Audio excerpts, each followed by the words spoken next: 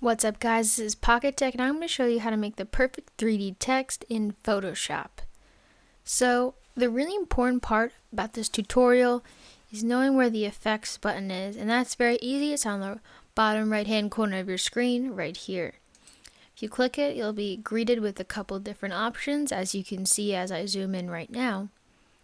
And the two things that are most important is the drop shadow and the gradient overlay. We'll start with the configuration of the drop shadow.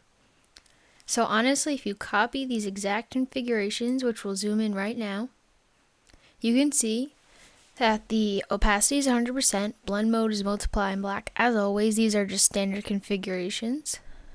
The angle is 120, but that won't really matter. If you use global light, it's already there.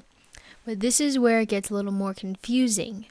So the distance has to be 0. We'll zoom out for a second. We interrupt this program to bring you a special report. We interrupt this Pocket Tech video for an important announcement. Get all your Pocket Tech apparel on cafepress.com.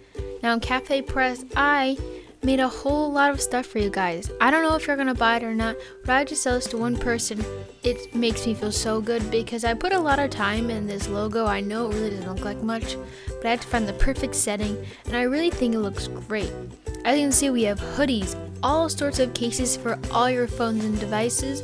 We have laptop sleeves, we have messenger bags, water bottles, really anything you can think of. So, hit up Cafe Press, search Pocket Tech Official, and you'll find all this awesome merchandise. Let's get back to our regularly scheduled video.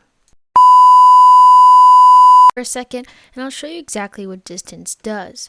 If I slide the dial up, as you can see, the drop shadow will go back, making a more 3D effect. But you want it right behind it so it makes it look almost like a thick stroke. Going on to spread, you really don't want to mess with this because as you can see, he'll get bigger and bigger and it looks awful. So we'll just type in 44 again. The size is also not the best to play with because the size can go all the way out here, making it just look awful. 44 is exactly where you want to be, and trust me, I tested every single number to get these configurations right. It should be on contour. If it's not, you want to make sure it's on that because it'll look weird if it's not, trust me. You want to make sure the noise is to 0 and make sure everything looks like this right here, as you can see as I zoom in. So we're done with that part. Now let's go to the gradient part. You want a gradient that goes from light, like a gray, to white, or the kind of the fading one, as you can see right here if we zoom in right here. This will just give an extra little effect. You honestly can't completely tell the difference if you look on the T right there, but it just gives it a little extra tint. But the angle should be at 90 and it should be a linear gradient.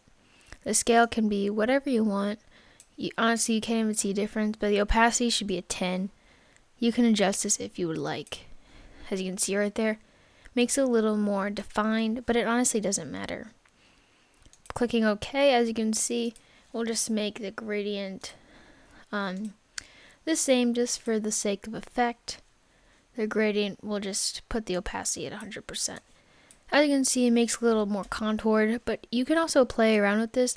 But what's really important about this is the drop shadow configurations, which will be in the description down below in case you don't have time to pause this video. So that's really it, guys. As you can see, I have this configuration on my profile picture and on my banner. It's making the best effect possible. So thank you guys so much for watching. If you want to know what font I use for YouTube, leave a comment down below and I'll do another Photoshop tutorial on the best fonts for YouTube. Thank you guys so much for watching, and I'll see you all in the next video.